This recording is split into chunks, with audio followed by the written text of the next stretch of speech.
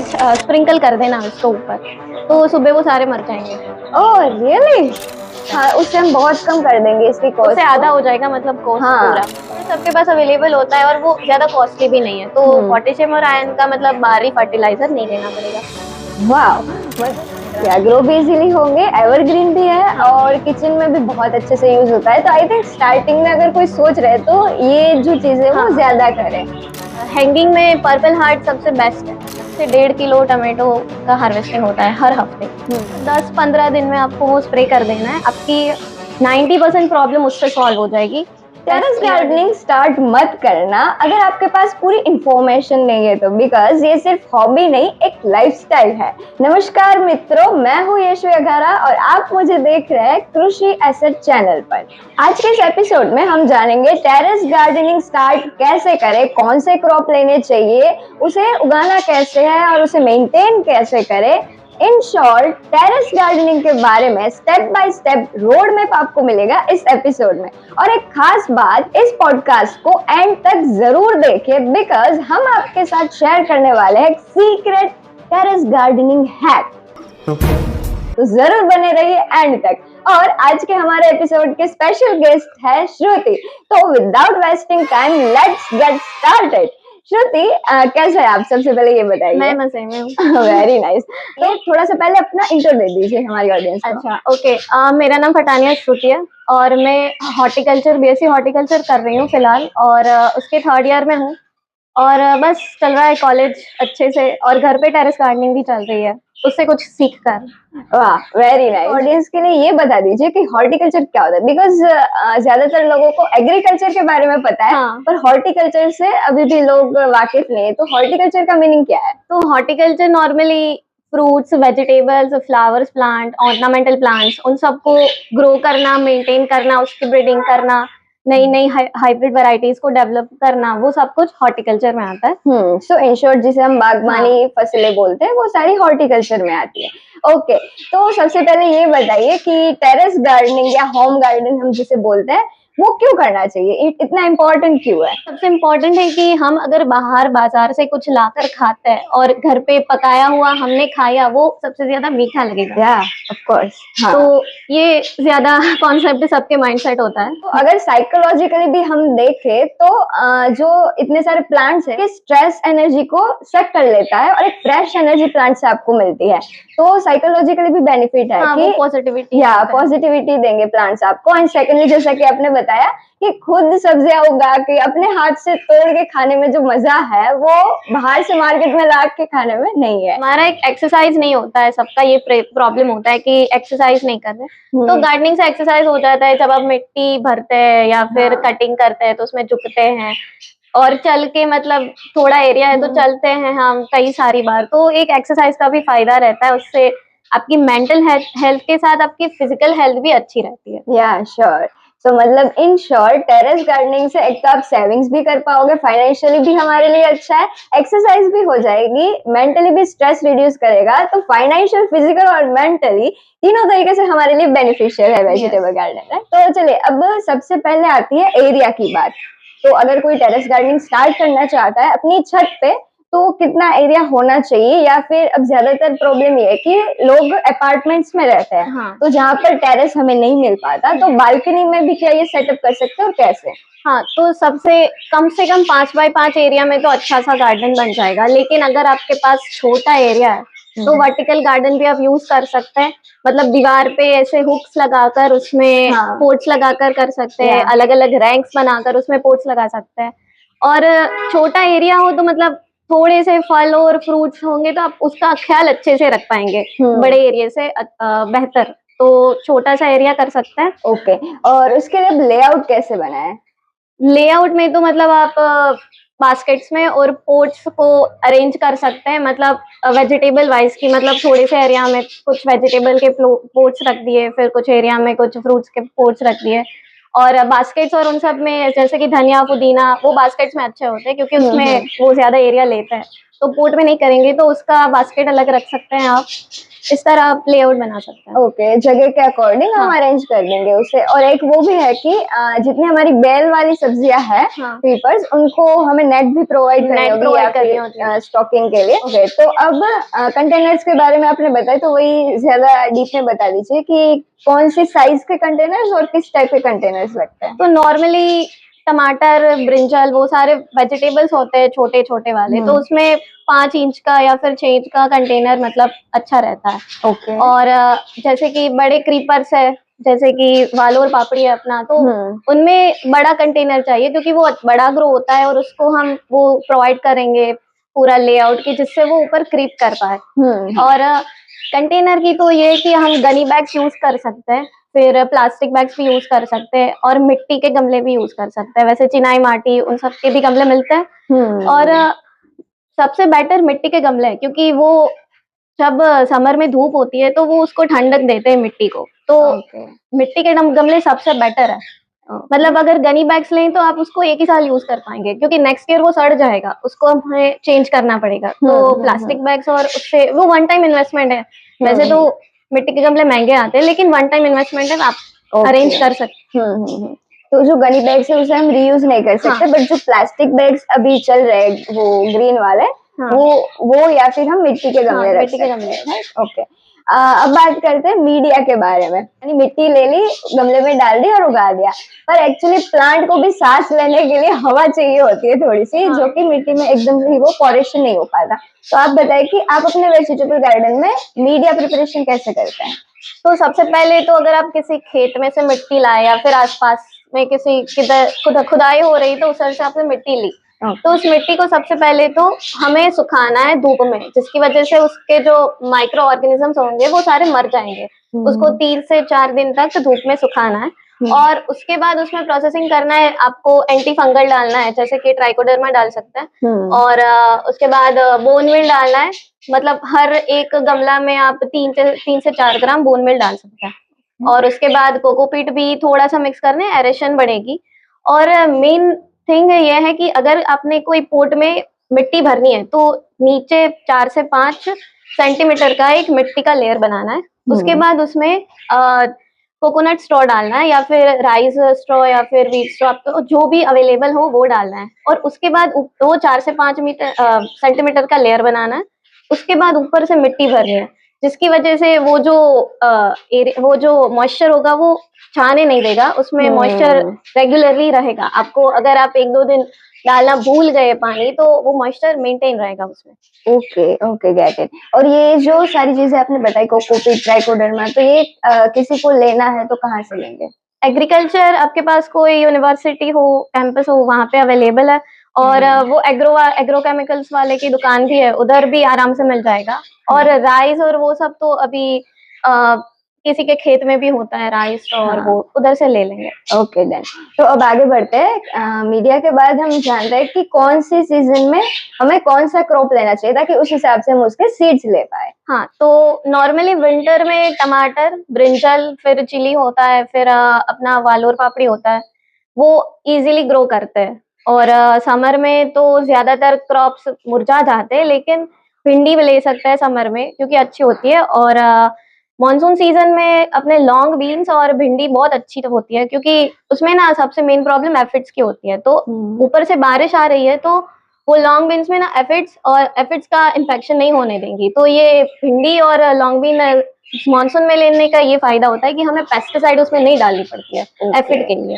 Okay, और ये जो बॉटल गॉर्ड, बीटर गॉर्ड सारे हैं, वो हम किस सीजन में ले सकते हैं। वो भी हम मॉनसून में ले सकते हैं, अच्छा ग्रो करता है। ओके, और कुछ एवरग्रीन क्रॉप्स जैसे कोरिएंडर हो गया, कि वो पुदीना, कोरिएंडर, फिर अजमा है, वो हम पूरे साल ले सकते हैं। मतलब पुदीना, सब कुछ, मेथी है, वो सब हम पूरे साल ले सकते हैं। नींबू जो है, हाँ, लेकिन वो पोट में उगाना मुश्किल है, क्योंकि उसके लिए जमीन चाहिए। लेकिन अगर आपके पास बड़ी साइज का पोट है, मतलब 15-20 इंच का, तो उसमें आप नींबू भी ले सकते हैं। या फिर ग्रो बैग हो प्लास्टिक की, तो उसमें भी आई गेस नींबू अच्छे से हो जाता है। ओके, तो इसके सीड्स कहाँ से अवेलेबल होंगे। एग्रीकल्चर यूनिवर्सिटी आसपास की है, उधर से आपको अच्छी क्वालिटी के हाइब्रिड सीड मिल जाएंगे, क्योंकि वो लोग हमेशा अच्छा प्रोडक्शन देते हैं।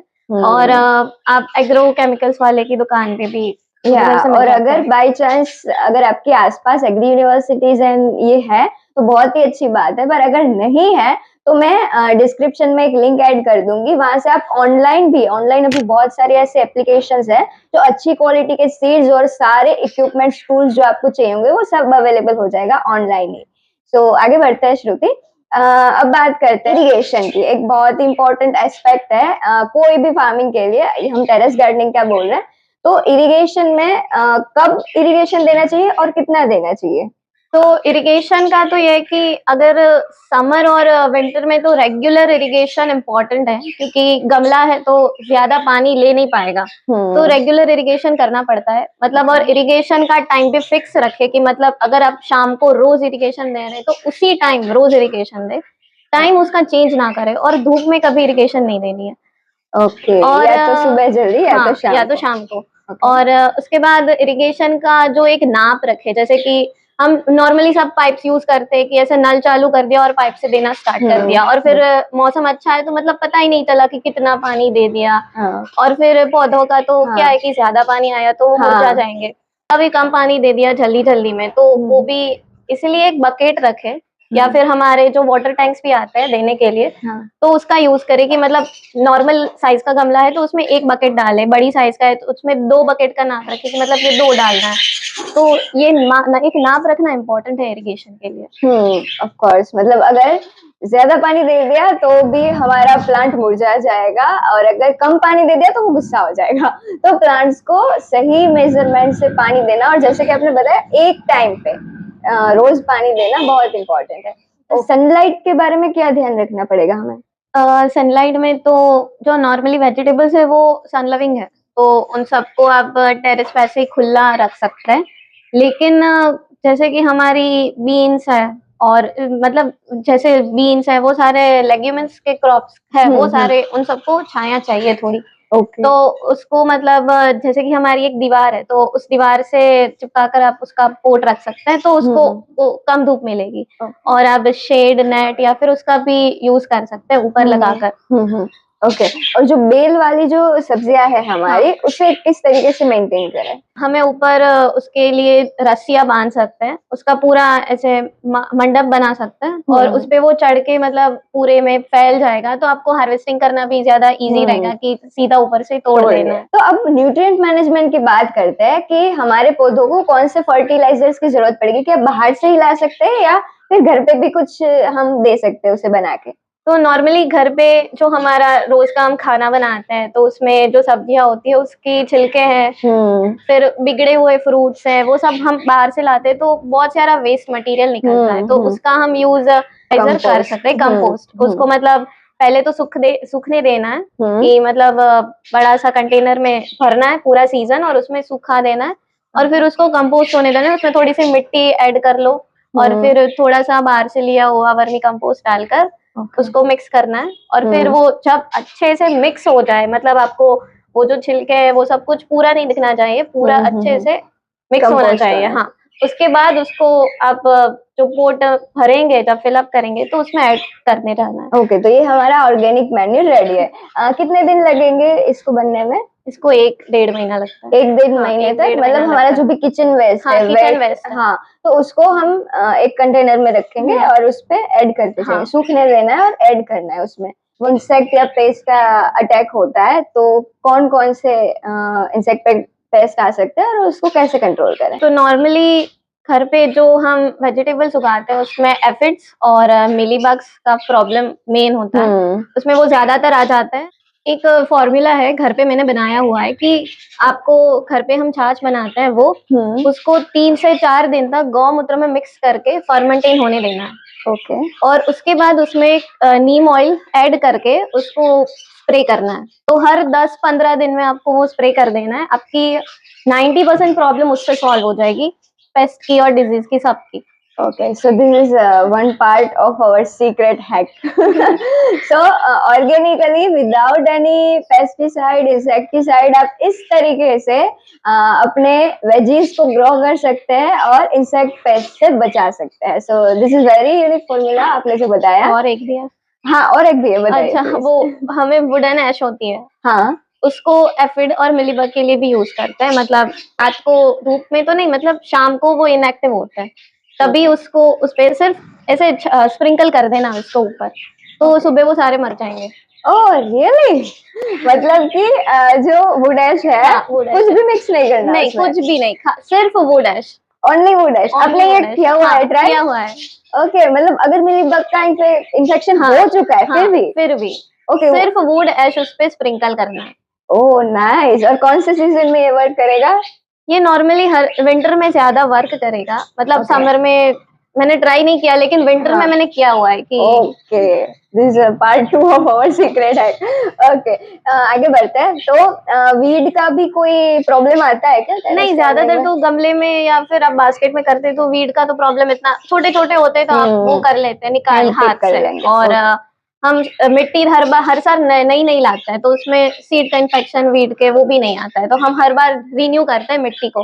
तो जैसे आपने बोला कि आप विंटर में ज्यादा लेते हो प्रोडक्शन, हाँ। तो उसके बाद आप मिट्टी का क्या पूरा प्रोसेस करते फिर? उसको मिट्टी को छत पे धूप में 4 से 5 दिन तक सूखने देना है, मतलब पूरा ऐसे बिछा कर रख देना है, जैसे माइक्रो ऑर्गेनिजम्स है वो सारे मर जाएंगे।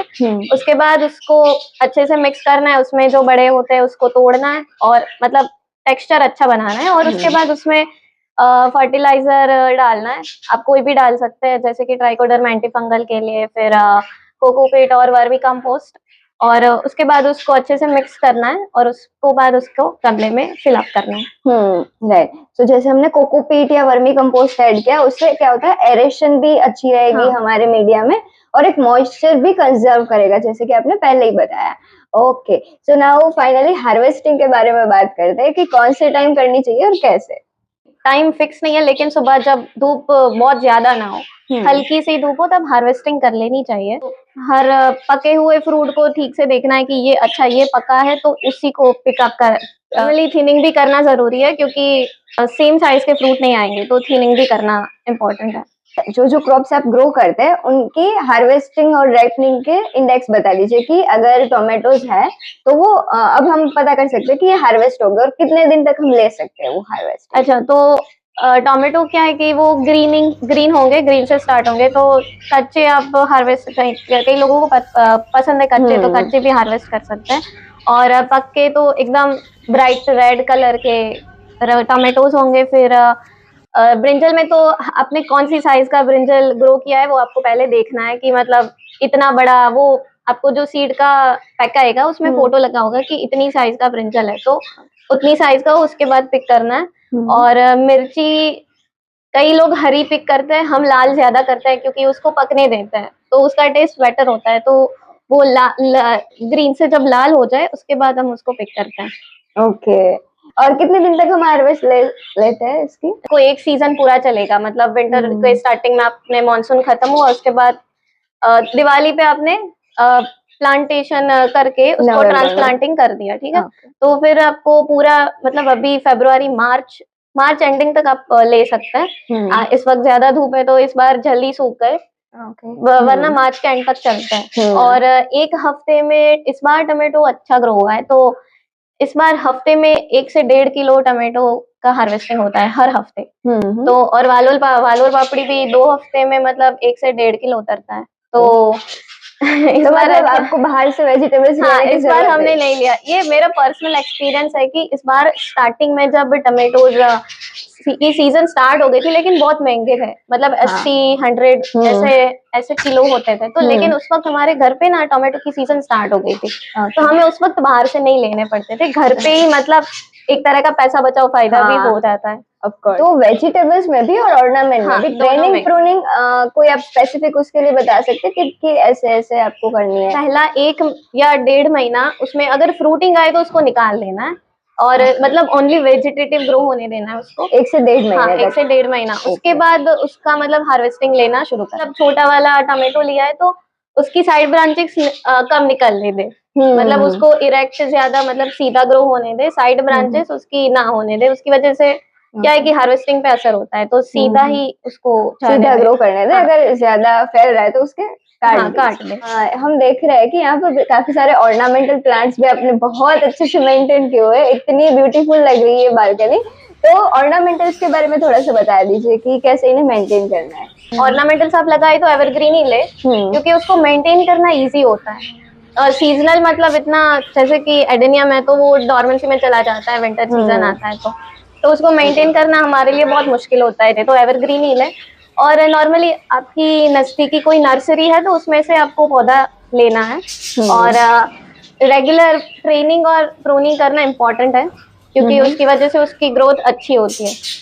यहाँ पर कौन कौन से प्लांट्स ऑर्नामेंट अवेलेबल है आपको बता दीजिए। एरेलिया है, एरेलिया की 3 से 4 स्पीशीज है, नीचे है, छोटे वाले हैं और बड़े वाले पत्ते हैं एरेलिया के। फिर पोथोस है, और स्नेक प्लांट 2 स्पीशीज का है, एक ये वाला है और एक नीचे फ्लैट वाला है। और फिर हमने ग्राउंड कवरिंग भी उगाए हैं, नीचे है। और फिर अपना पर्पल हार्ट है, मनी प्लांट है, वो सारे भी है। और ड्रेसिना की भी 3 से 4 स्पीशीज है, एक वो वाली है और एक इधर भी है। ओके। और ये पोट प्लांट्स जो लग रहे हैं उसमें कौन से? उसमें पर्पल हार्ट, हैंगिंग में पर्पल हार्ट सबसे बेस्ट है, मतलब। और वो जापानीज फेंगशुई के हिसाब से भी एक पॉजिटिविटी लाता है घर में, तो वो घर में आप इजीली लगा सकते हैं, वो ग्रो भी इजीली। हाँ, पर्पल हार्ट्स इजीली ग्रो होते हैं। हार्ड साकड़ बोलते हैं इसको। हाँ, हार्ड साकड़। बड़े लोग कहते हैं सब कि इसको घुटने में या दर्द हो तो उसपे इसका वो तोड़कर लगा सकता है। फिर अपना एलोवेरा है सक्यूलेंट में। हाँ, एलोवेरा के 4-5 पौधे, तो वो भी आप मेडिसिनल यूज कर सकते हैं। फिर अजमा है, वो तो बहुत अच्छा ग्रो होता है, अजमा भी। तुलसी, अजमा, तुलसी, पुदीना, ये सारे मेडिसिनल में भी यूज होंगे, हमारे एज किचन पर्पस में भी यूज लेमन ग्रास है, वो भी आप चाय, वो भी इजीली ग्रो हो जाता है लेमन ग्रास। या ग्रो भी इजीली होंगे, एवरग्रीन भी है और किचन में भी बहुत अच्छे से यूज होता है। तो आई थिंक स्टार्टिंग में अगर कोई सोच रहे तो ये जो चीजें वो ज्यादा करे, राइट।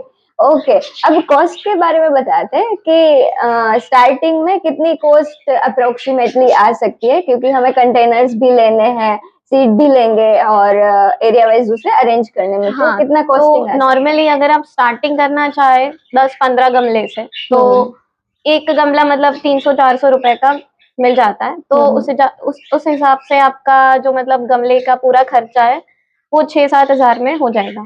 और उसके बाद सीड्स भी सस्ते मिलते हैं अभी तो, एग्रीकल्चर वाले बहुत 10-10, 20-20 रुपए में सीड्स का पैकेट्स देते हैं, वो अच्छी क्वालिटी के होते हैं, तो वो भी अच्छा है। और ये जो ऑर्नामेंटल्स है वो नर्सरी में ज्यादा महंगे नहीं होते, मतलब मैक्सिमम 100 रुपीज प्राइस होती है, उससे नीचे सब सारे ऑर्नामेंटल्स मिल जाता है। तो अराउंड आपका 15,000 में मतलब पूरा सेटअप हो जाएगा। नेट, फिर आपको जो भी टूल्स लेना है वो सब कुछ लेकर। 15,000 तक कर सकते हैं। और अगर हम इसे और भी कॉस्ट इफेक्टिव बनाना चाहे तो आई गेस जो प्लास्टिक बैग्स है हम वो यूज कर सकते हैं। हाँ, उससे हम बहुत कम कर देंगे इसकी कॉस्ट, आधा हो जाएगा मतलब कॉस्ट पूरा। तो प्लास्टिक बैग्स में भी बहुत अच्छे से ग्रो हो रही है वेजिटेबल्स। एंड सेकंड की अगर उससे भी कम में आपको स्टार्ट करना है तो हमारे घर पे जो वेस्ट कंटेनर्स बहुत मिल जाएंगे, जैसे कि बॉटल्स हो गए या फिर कोई भी वेस्ट डिब्बा आपको मिल गया। हाँ, पेंटिंग बकेट्स, तो उसे थोड़ा सा डेकोरेट करके भी आप यूज कर सकते हैं, तो इसे बहुत कम हम इसकी कॉस्ट कर लेंगे। ओके, अब मेन प्रॉब्लम क्या होती है टेरेस गार्डनिंग में कि अगर कोई स्टार्ट करता है तो वो ऐसा होता है कि हर कुछ ही उगा रहे हैं, मतलब बहुत कुछ हम एक साथ उगा लेते हैं, तो वो थोड़ा गाइड कीजिए। स्टार्टिंग में मैंने स्टार्ट किया था तो जैसे कि पहले हमने सबके सीड एक बार लेकर ट्राई किया था, मतलब एक छोटा सा 1-2 गमले लेने, उसमें सीड 1-2 ही ग्रो करने की, अगर हो रहा है या नहीं ये चेक करने के लिए। तो वो मतलब ट्रांसप्लांटिंग करो, फिर एक ही पौधा होगा उसका, जो अच्छा है वो एक ही पौधा होगा। आपको मतलब 1 साल में पता चल जाएगा कि कौन सी सीजन लेनी है, किस तरह से ट्रेनिंग प्रूनिंग करनी है। तो सिर्फ एक पौधा उगाकर आपको ट्राई करना है सब में। ओके, छोटी सी जगह में और कम प्लांट्स लेके पहले स्टार्ट करें, ट्राई करें। तो एक ये बता दीजिए कि जब भी सीजन चेंज होगी या फिर नेक्स्ट ईयर हम कौन कौन सी चीजें रीयूजेबल है और कौन सी हमें रीपरचेज करनी होगी। तो जैसे कि अगर आपने गमले लिए हैं तो गमले तो आप थ्रू आउट बहुत सारे एयर यूज कर सकते हैं। मिट्टी भी मैंने बताया, उससे आप रीन्यू कर सकते हैं। तो सिर्फ सीड और अगर आप बाहर से फर्टिलाइजर डालेंगे तो उसका सिर्फ कॉस्ट आएगा बस, वरना सब कुछ सेम ही यूज करना है। ओके, तो मतलब आपका पहले साल जो भी इनिशियल कॉस्ट जो बैठेगा, मान लीजिए 5,000 से भी शुरू करके अच्छे से अच्छा करोगे तो 15,000, 5 से स्टार्ट करके 15,000 तक की आपकी जो इनिशियल कॉस्ट है वो आएगी। बट जैसे कि नेक्स्ट ईयर हम देख रहे हैं कि सीड के भी ज्यादा कोई कॉस्ट नहीं है, उसके बदले में हम बाहर से सब्जियां बहुत कम लेंगे, तो वो एक तरीके से हमारी सेविंग्स हो रही है। नेक्स्ट ईयर से सेविंग कर सकते हैं आप, तो देखा जाए तो ये प्रॉफिटेबल चीज है हमारे लिए। ओके, तो अब लास्ट में, वैसे तो हमने 2-3 हैक्स आपको ऑलरेडी बीच में बता दिया, पर अब फाइनली हमारा super surprising garden hack reveal होने जा रहा है, तो ध्यान से सुनिएगा इस चीज को, प्लीज बताइए। तो क्या करना है कि अगर आपके पौधे में पोटेशियम और आयरन की कमी हो रही है तो उसमें आपको गुड़ लेना है, ज्यादा नहीं, मतलब इतना छोटा सा पीस गुड़ का, और उसको 1 गिलास पानी लेना है, उसमें मिक्स कर देना है, पूरा मतलब घुल जाए, उसके बाद उसको प्लांट में डाल देना है हर 15 से 20 दिन तक। ओके, सीजन, पूरे सीजन में 15 से 20 दिन तक। तो गुड़ सबके पास अवेलेबल होता है और वो ज्यादा कॉस्टली भी नहीं है, तो पोटेशियम और आयरन का मतलब बाहरी फर्टिलाइजर नहीं देना पड़ेगा। वाह, मतलब कि गुड़ वाला पानी इन शॉर्ट हम बोले तो 15 से 20 दिन के उस पे हमें देना है। ज्यादातर पौधे सूखते या उनमें जो भी अगर ग्रो नहीं हो पा रहे तो उनकी वजह पोटेशियम और आयरन की डेफिशिएंसी होती है। तो अगर आपके पौधे ग्रो नहीं कर रहे तो ये हैक ट्राई कीजिए, बस 15 से 20 दिन तक आपको गुड़ वाला पानी देना है नॉर्मली। तो आपको ये कैसे एक्सपीरियंस हुआ? मतलब स्टार्टिंग में क्या था कि जब हम ट्रांसप्लांटिंग करते थे उसके बाद वो ग्रो नहीं होते थे, मतलब वो डैमेज हो जाते थे या फिर गिर जाते थे, उसमें डैम्पिंग ऑफ आ जाता था। तो इन सब की वजह से मैंने फिर गुड़ का ट्राई किया, मैंने सुना था कहीं पर, तो फिर वो एक बार मैंने दिया तो एक सीजन अच्छा ग्रो हुआ, तो फिर ये थ्रू आउट सीजन अच्छा रहा। Okay, so from her experience हम ये बात आपको बोल रहे हैं। So at the end I want to thank you Shruti for your valuable time and valuable insights you share here for our audience. Thank you so much. I hope you also enjoying this podcast. Okay, तो ये था हमारा आज का terrace gardening episode with 3 promised secret hacks हमने शेयर किए इस एपिसोड में, और step by step road map आपको दिया कि how to start terrace gardening और कैसे आप उसे मेंटेन कर सकते हैं, उसके इंपॉर्टेंस भी बताए। तो हमें कमेंट्स में बताइए क्या आप भी टेरेस गार्डनिंग स्टार्ट करने वाले हैं या फिर ऑलरेडी कर रहे हैं। कोई भी आपको प्रॉब्लम है तो आप कमेंट करके हमें बता सकते हैं। और भी ऐसे इंफॉर्मेटिव वीडियोस के लिए इस वीडियो को लाइक कीजिए, शेयर कीजिए अपने दोस्तों के साथ और हर फैमिली मेंबर के साथ, because terrace gardening is game of patience and patience. तो सबके साथ ये वीडियो शेयर जरूर कीजिए और हमारे चैनल को सब्सक्राइब कीजिए। Thanks for watching.